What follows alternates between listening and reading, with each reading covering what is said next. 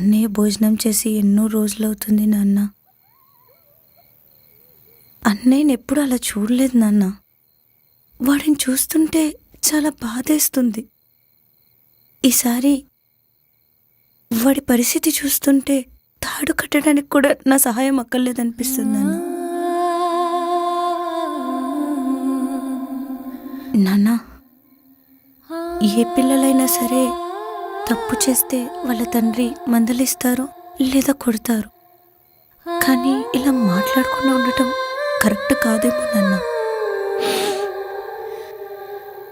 నువ్వు పంచేయమ్మా, వెళ్ళండి రమ్మని.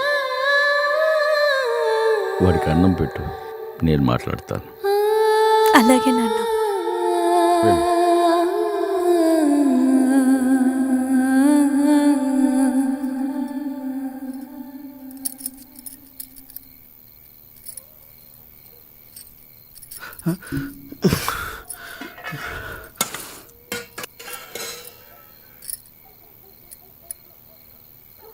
అరే తిన్రా, మాట్లాడుతా అన్నారు కదా.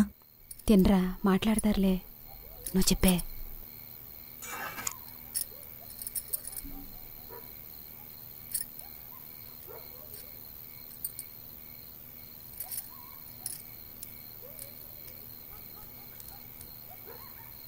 రేయ్, నువ్వు తింటున్నది నా సంపాదనలోని ఆఖరి ముద్ద.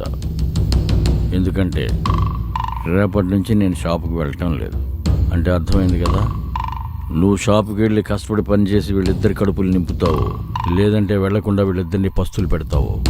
నీ ఇష్టం.